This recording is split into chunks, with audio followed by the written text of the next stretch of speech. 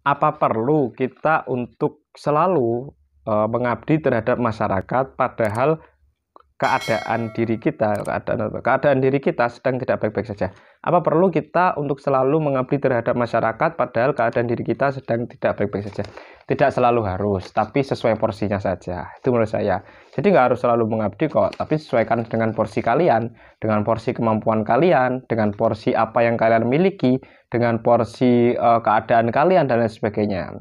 Tapi yang harus garisbawahi di sini nih, sedangkan diri kita sedang tidak baik-baik saja. Nah, itu sesuaikan. Kalau memang tidak baik-baik sajanya itu sangat urgent, sangat tidak bisa ditinggalkan, dan memang itu kita membutuhkan sumber daya yang kita miliki untuk memperbaiki diri kita, ya nggak masalah. Kalian nggak melakukan pengabdian sekarang, tapi mungkin di lain hari atau di lain waktu kan bisa juga. Jadi sesuaikan aja dengan kemampuan kita saat ini dan lain sebagainya. Tapi kalau tidak baik-baik sajanya itu suatu hal yang sebenarnya nggak mendasar, yang sebenarnya juga bukan masalah besar, atau barangkali cuma masalah kurang rasa syukur kalian aja dan lain sebagainya, ya itu lain hal lagi gitu. Misalkan seorang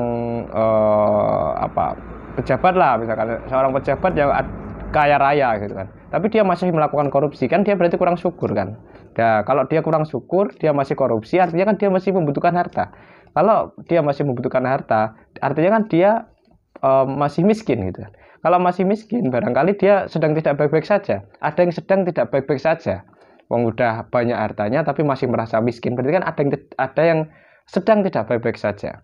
Nah, kalau tidak baik-baik saja yang seperti itu kan ya lain hal lagi gitu. Tapi kalau tidak baik-baik saja yang masalah kesehatan misalkan, kita sedang sakit dan sebagainya, itu masih bisa ditoleransi ya.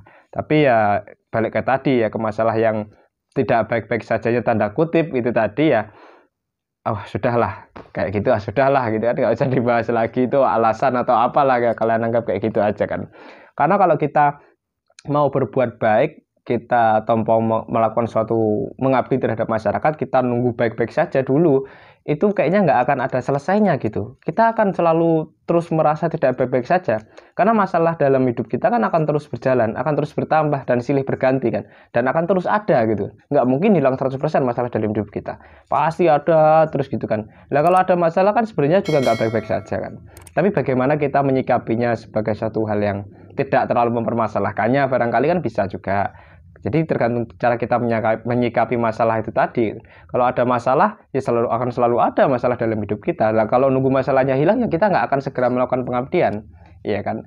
Sama halnya ketika kita mau membicarakan masalah kebaikan atau menyampaikan sebuah kebaikan misalkan. Kalau kita ingin menyampaikan sebuah kebaikan, tapi kita harus nunggu diri kita baik dulu, maka sepertinya kok nggak akan ada orang yang menyuarakan kebaikan. Karena kita nggak akan pernah menjadi pribadi yang benar-benar sempurna baiknya gitu kan. Makanya ya sudah, kita lakukan saja pengabdian kita. Kalau dalam hal ini, konteksnya ini ya, kita lakukan saja pengabdian sesuai dengan kemampuan kita, sesuai dengan kapasitas kita, dan itu pengabdian terhadap masyarakat, kontribusi yang bisa kita berikan terhadap masyarakat itu nggak harus dengan suatu hal yang besar kok. Nah, kalau kalian nonton yang video sebelumnya tuh, kayaknya yang lagunya Ihsan Scooter tuh ya, lagi-lagi balik lagunya Ihsan Scooter kan, si Alvan lagi lagu kuliah gitu kan. Gimana lagunya tuh? Sejak kecil Alvan punya cita-cita ingin membangun bangsa Indonesia. Tapi kata Alvan itu tidak mudah karena kuliah tak lagi murah. Akhirnya cita-cita Alvan sangat sederhana, berguna bagi RT tetangga. Berguna bagi RT tercinta. Nah, itu kan cita-cita yang sederhana kan, berguna bagi RT tercinta, bisa bantu potong hewan kurban atau menjadi satpam. Nah, itu kan kontribusi terhadap yang Alvan berikan terhadap masyarakat, dan itu sangat sederhana dan itu sangat bermanfaat juga kan. Jadi bukan nilai besar kecilnya suatu kontribusi, tapi bermanfaat enggaknya. Kecil kalau bermanfaat jauh lebih baik daripada besar tapi nggak bermanfaat kan gitu.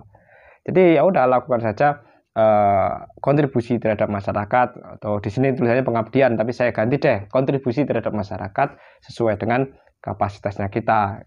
Itu saya pikir demikian. Jangan nunggu kita benar-benar baik-baik saja gitu, karena kita nggak akan pernah benar.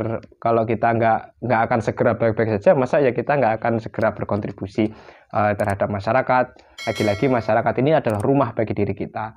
Oke, mungkin yang kita lakukan itu tidak bernilai besar, mungkin yang kita lakukan tidak akan menghasilkan uang, tapi percayalah kalau kita melakukan kontribusi terhadap masyarakat, meskipun itu tidak ada nilainya, tapi yakinlah bahwa kita akan menjadi pribadi yang bernilai. Itu tadi sih. Jika Anda menemukan video ini bermanfaat, silahkan subscribe, like, aktifkan notifikasi loncengnya, dan share agar lebih banyak lagi yang merasakan manfaatnya.